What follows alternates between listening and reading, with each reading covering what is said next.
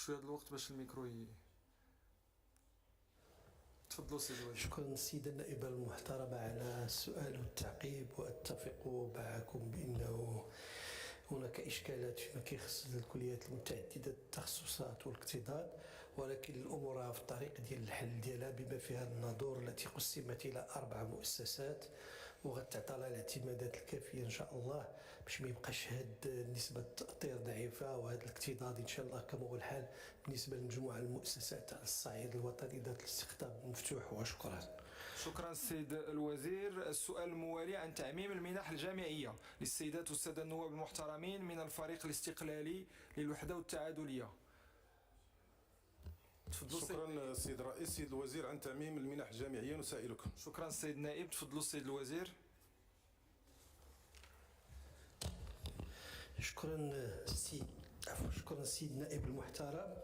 التعميم ديال المنحه كيبقى هدف استراتيجي ديالنا مجموعين كحكومه والمغاربه كلهم، ولكن لحد الان الاجراءات الماديه كتفرض علينا باش ما نوصلناش للتعميم. ولكن بالنسبه للطلبات اللي كترتكز على السجل الاجتماعي الموحد، راه انتقلنا من 83 في 2023 ديال التلبيه ديال الطلبات الجديده الى 97% تقريبا هذه السنه هذه 25 26.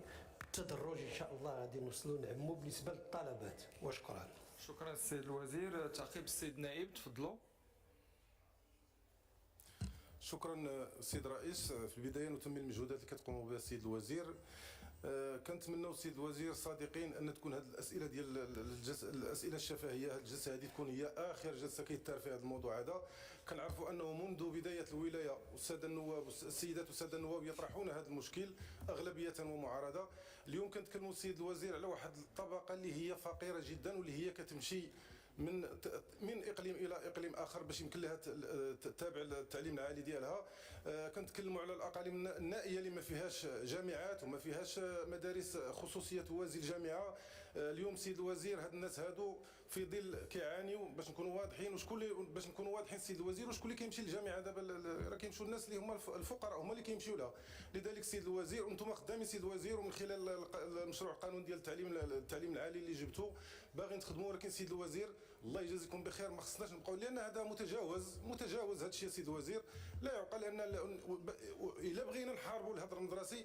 اعطيك مثال اقليم يوسفي، راكم كتعرفوا سيد الوزير نموذجا، ما كايناش مدرسه جامعيه، مدرسه عليا متخصصه، ما كاينش نواه جامعيه. كيبقاو هذوك الطلبه بين اقليم واقليم. النسبه ديال الهدر الجامعي مرتفعه شيئا ما في هذا الاقليم هذا. كذلك ما كاينش تعميم. علاش السيد الوزير ما تعموش هذه المنحه هذه؟ لان هادو الطلبه رجال ديال المستقبل.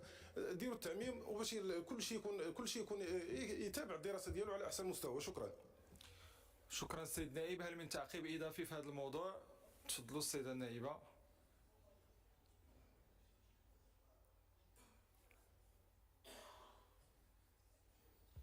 شكرا سيد الرئيس. سيد الوزير، أود لفت انتباهك إلى إشكالية عويصة يعاني منها الطلبة الجامعيون، وهي حرمانهم من المنحة الجامعية عند انتقالهم من مؤسسة جامعية إلى أخرى أو إلى مؤسسة تكوينية، رغم استيفائهم للشروط ورغم تقدمهم بطلب تحويل المنحة. وكأن سيد الوزير الطالب يعاقب بيداغوجيا وإداريا على هذا الانتقال. لذا سيد الوزير، أهيب منك وأتوسم فيك خيرا أن تقوم بحل هذه الإشكالية وتبسيط المساطي الإدارية في وجه الطلبة، لأن المنحة سيد الوزير هي حقهم المشروع، وهي متعلقة بالطالب وليس بالمؤسسة. شكرا.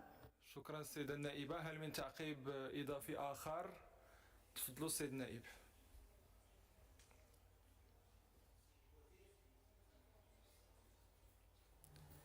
تفضل. سيد الوزير، هناك أقاليم ما فيهمش جامعات، وكذلك محرومين حتى من المنحة الجامعية، والسبب اللي هو بسيط. هذه سنوات كنا كنشوفوا الدخل السنوي اللي كان تقريبا ما خصوش يفوت 20,000 درهم بالنسبة للأب ديال الطالب.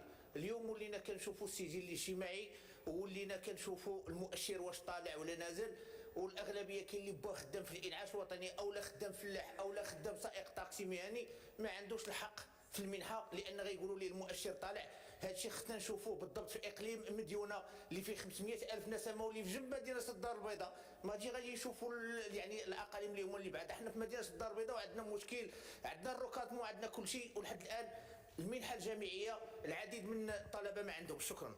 شكرا السيد النائب. هل من تعقيب إضافي آخر؟ لا، إذا تفضلوا السيد الوزير ليرد على التعقيبات. شكرا للسيدين النائبين والسيده النائبه المحترمه. لابد ان اؤكد بانه هذه مساله كيخصنا جميعا نتحملوا فيها المسؤوليه ديالنا ديال المنح ديال الطلبه، والوجوب ديال التعميم ديالها ما امكن، والترفع بالقيمه ديالها ماشي عيب. ما كنختلفوش عليهم، يد وحده ما كتصفقش، لابد كل شيء يساهم من جهته، الدوله تساهم من جهتها، والجماعات تساهم من جهتها، والقطاع الخاص يساهم من جهته. ولا بد نعاودوا نراجعوا، خصنا ناخذوا غير الوقت ديال هادشي ديال السجل الاجتماعي الموحد، غير نديروا دراسه علميه ونوصلوا لواحد المجموعه ديال الخلاصات ان شاء الله كلنا غنمشيو فيها، وتاكدوا بان الحكومه ولا وزاره الماليه غتمشي معنا فيها. بالنسبه للسؤال الاخر، فاجأني لانه القانون واضح، الطالب ملي كياخذ المنحه ديالو كياخذها لسنتين ولا كياخذها لثلاث سنوات في الليسانس، خصو غير ما يسقطش اكثر من 2 مرات. عنده الحق يمشي من مؤسسه لمؤسسه في التعليم العالي. الا عندكم شي حالات غير بدونا بهم وان شاء الله نقوموا بالواجب. وشكرا. شكرا السيد الوزير.